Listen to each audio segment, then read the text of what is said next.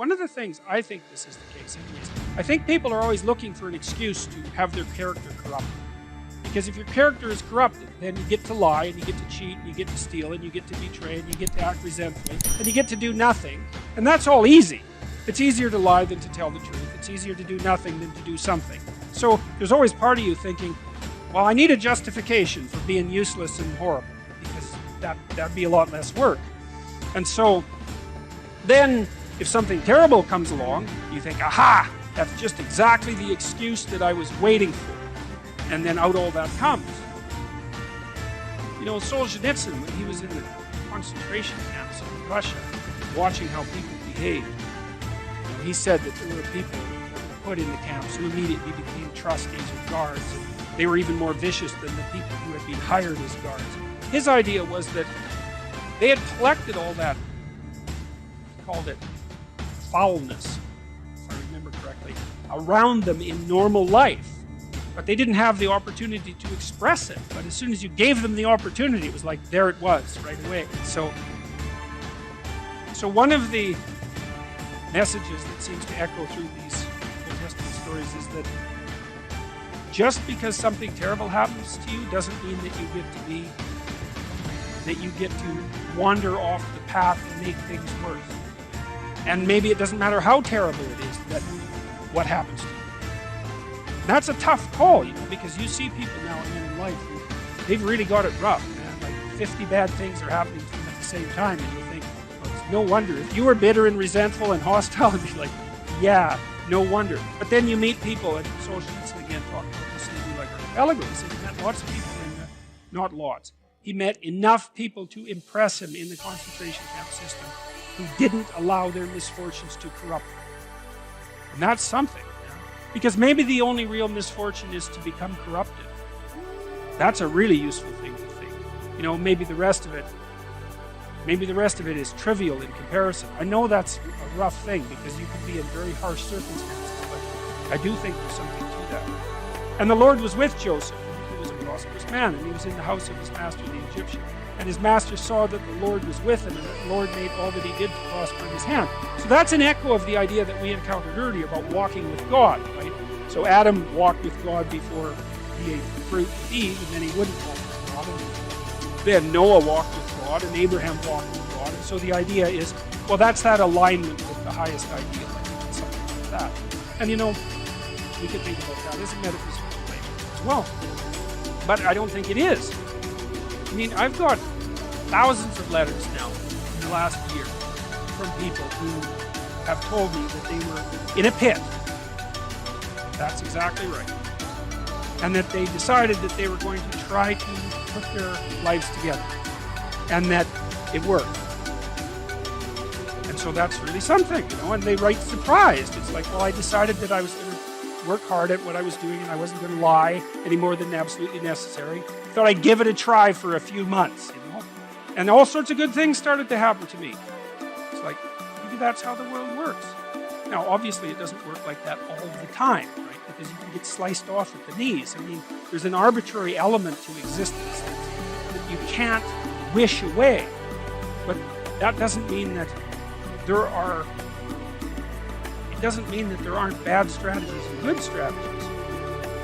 So I do think that one of the most fundamental existential questions is, like, if things aren't going well for you in life, is, are you absolutely certain that you're doing absolutely everything you can to put things in order? If you need something to grapple with, you probably do.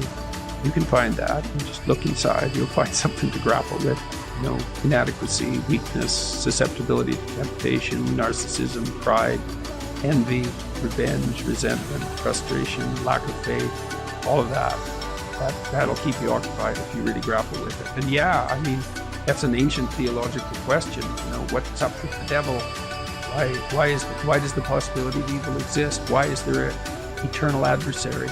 See that reflected in Cain and Abel, right? At the beginning of the Genesis stories, essentially, the first two human beings are good set against an adversary. And that's what opens history, that story. You think, well, why would God construct such a why would God construct a reality where an adversary exists? And maybe it's because all things considered, a world with an adversary is a better world, just like a garden with a snake in it is a better garden. These things aren't easy to understand. No snake, no necessity to contend with snakes. So why be awake at all? No adversary, no challenge. Why be challenged? Because maybe you're better for the challenge. And maybe that's the challenge, to see if you can be better for the challenge. But that should be internal. Well, fundamentally, if it isn't, you'll find it externally, because you'll demonize someone to turn them into Satan so that you can find an adversary. And then that's very unfortunate for you and for them. That's and the problem. It's just not as big a battle. It's like you battle with someone external who's malevolent, let's say, or you think they are, and usually you've got that mostly wrong, but not always. But if the battle is inside, which is where it's supposed to be, most fundamentally, then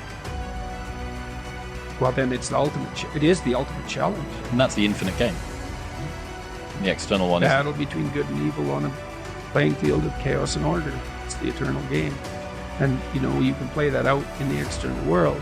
But part of what the religious enterprise is about, and the Christians have really contributed to this, is the notion that sacred battle is fundamentally spiritual, which is to say, in some sense, fundamentally psychological. It's to be fought on the battleground of the soul, internally. It's a subjective issue.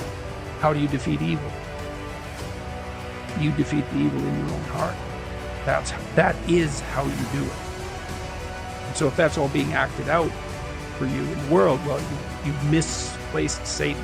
That's a good way of thinking about it. This is another weakness, I think, of the atheistic position, because it's pretty hard. It's easy in some sense to dispense with belief in the highest good, but it's not so easy to dispense with belief in evil. So that's a big problem. So then where do you localize it? And you can find evidence of it everywhere, certainly in institutions. I mean, that's the whole systemic racism, corrupt patriarchy narrative, is that Satan is to be found at the core of our institutions. And to some degree, that's true, because everything we do is corrupt to some degree. And so then do you fight it sociologically? You're the good person and the institution is Satan? So you're so good, are you? You're so sure of that, are you? You've got everything in order, do you? And you might say, well, do you have to have everything in order before you fight evil on the sociological front? And the answer is, well, no, because you're never going to have everything in order, but you still shouldn't put the cart before the horse. It's a spiritual battle. And it's taken people thousands and thousands of years to figure this out. Now, first of all, it was the snake. What's evil? What's malevolent? The predatory reptile. Fair enough, man. I mean, we've been fighting with predatory reptiles for 60 million years as mammals. 60 million years. So it's a good first pass approximation. It's the snake, the poisonous snake, the external enemy, the predator. But what about the predator and other people? Oh yeah, that's even worse, man. It's like how predators are one thing, but predatory people, other tribes, man, they're brutal. They're brutal. Well, what about your predatory friend? Oh, that's pretty bad too. The friend who stabs you in the back, the person who betrays you, Judas. God, maybe that's the ultimate snake. Well, how about when you betray yourself? Oh, yeah.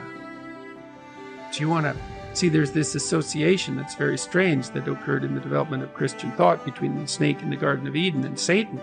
There's no indication in the original story that the snake has anything to do with the Lord of all evil. It's a very weird conclusion that's been drawn. It's almost extra biblical, because there's almost no mention of Satan in the Bible at all, much less any direct connection between the serpent and Satan. It's a very, very strange idea, but it's part of this psychologization of evil. Like, well, what's the ultimate predator? What's the ultimate predator? What's the enemy you harbor in your own heart who hates you? That's the ultimate predator. There's these images of Mary with her head in the stars and baby in her arms and her foot on a snake. Like, well, that's the eternal feminine. Her head's in the stars because she's oriented towards the highest good and she's protecting her infant from predators. That could be an actual predator. That's been the case throughout not just human history, but mammalian history. Could be other people who are predators. Could be men who are predators. Could be her, who's a predator, the devouring mother.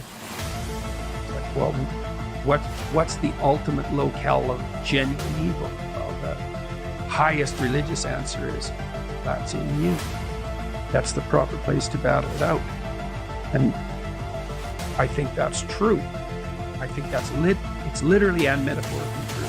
And I was convinced of that in part because of Solzhenitsyn's writings, because Solzhenitsyn identified the totalitarian state with the willingness of the subjects of that state, the subjects and the perpetrators at the same time, to live by lies.